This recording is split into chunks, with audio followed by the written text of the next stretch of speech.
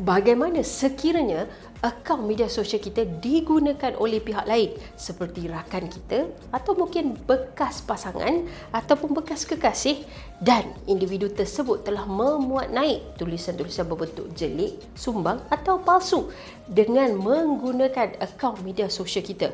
Apakah kedudukannya dari segi undang-undang?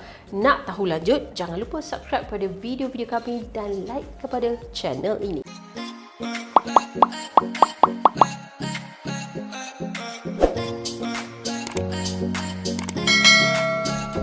Assalamualaikum dan selamat sejahtera semua. Kita hari ini nak bincang berkenaan dengan isu yang baru-baru ini berlaku berkenaan dengan Datin Nur Kartini yang merupakan ibu kepada Niloufar yang dikatakan telah memuat naik satu Insta story mempertikaikan tentang titah Sultan Johor.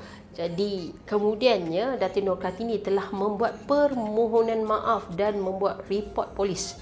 Katanya, akaun tersebut telah diberikan kawalan atau akses kepada salah seorang pekerjanya. Dan sebenarnya pekerja tersebut ingin memuat naik status yang dikatakan tadi itu menggunakan akaun pribadinya tetapi telah tersilap menggunakan akaun Instagram Datin Nur Kartini. Dari sini kita hendak belajar apakah kedudukan undang-undang sekiranya perkara ini berlaku kepada anda. Perkara ini mungkin boleh berlaku macam saya katakan pada awal tadi. Macam mana sekiranya orang yang menggunakan akaun kita ni, contohnya bekas kekasih kita atau bekas tunang ataupun mungkin bekas pasangan, ada username kita dan juga password kita dan telah memuat naik tulisan secara jelik. Secara asasnya dalam undang-undang ni, kalau kita adalah penama, maka kita adalah bertanggungjawab. Akaun kita, milik kita, tanggungjawab kita. Jadi perlu berhati-hati kepada siapa kita berikan akaun nombor. Saya nak rujuk kepada kedudukan undang-undang dalam situasi yang berbeza.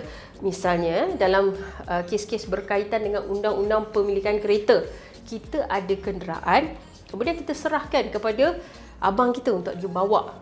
Apabila dia pandu kereta tersebut, tiba-tiba dia terlanggar seseorang dan mengakibatkan kematian. Adakah kita sebagai pemilik kereta akan disaman juga? Sebenarnya di mahkamah terdapat banyak kes yang telah diputuskan yang mana pemilik kenderaan juga akan dipanggil untuk menjadi defender di dalam kes tersebut di atas tanggungan vicarious ataupun dalam bahasa Inggerisnya kita panggil vicarious liability. Apa itu vicarious liability? Tanggungan secara bersama, kerana kita sebagai pemilik kenderaan telah memberi izin dan juga kawalan kepada kereta kita kepada pemandu sehingga menyebabkan berlaku kematian. Jadi kita sebagai pemilik kenderaan terpaksa juga menanggung kos tuntutan atau apa sahaja perintah yang telah diperintahkan oleh mahkamah. Selain itu, kita nak lihat pula dari sudut jenayah. Kes ini memang pernah berlaku. Saya ambil daripada salah satu contoh kes anak guam saya sendiri yang mana dia telah menjualkan kereta kepada Yuska. Dan apabila dia menjualkan kereta tersebut, ialah orang excited nak dapat kereta baru. Jadi apa dia buat? Dia serahkan kunci dan dia tidak pernah semak status penjualan. Dia tak tahu dekat tangan siapa kereta ini dijual dan dia tak tahu sama ada Yuska ni sebenarnya dah transfer kereta itu kepada pihak lain atau tidak. Kemudian pada satu hari, tiba-tiba dalam pukul 2-3 pagi, polis datang ke rumahnya.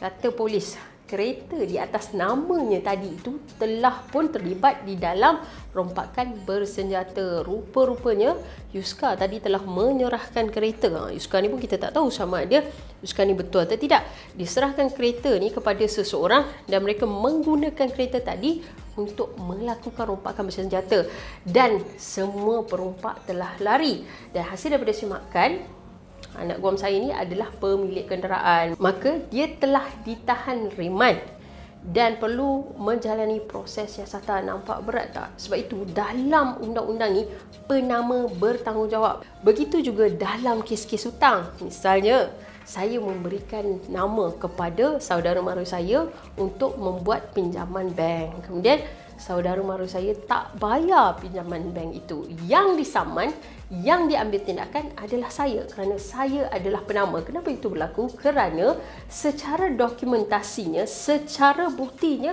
ada nama saya dan saya sendiri telah mempersetujui untuk membayar hutang tersebut. Jadi kita berbalik pula kepada isu Datin Nur Kartini tadi. Nampak, dia adalah merupakan pemilik akaun. Dan kita sebagai pembaca beranggapan bahawa apa sahaja yang telah ditulis olehnya adalah hasil daripada tulisannya sendiri dan luahan hatinya. Jadi anggapannya adalah dia yang menulis status tersebut, melainkan sekiranya ada pembuktian lain. Misalnya sewaktu kejadian polis membuat semakan, ia bukan datang daripada telefon Datin Nur Kartini tetapi datang daripada pembantunya yang dikatakan menulis status tersebut.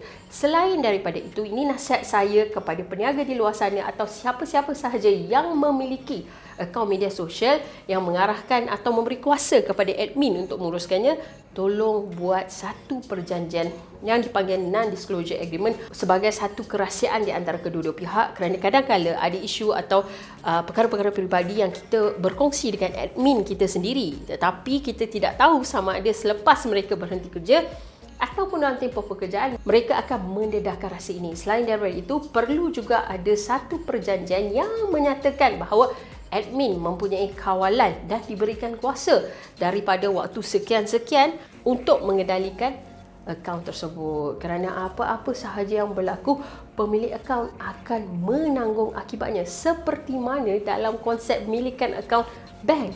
Apa-apa yang berlaku, pemilik akaun bank juga akan bertanggungjawab. Begitulah kedudukan undang-undang dari segi penamaan. Jadi berhati-hatilah kepada semua supaya anda tidak akan menerima kesan atau akibat. Itu sahaja setakat ini daripada kami. Jangan lupa saksikan video kami dan like kepada video-video kami.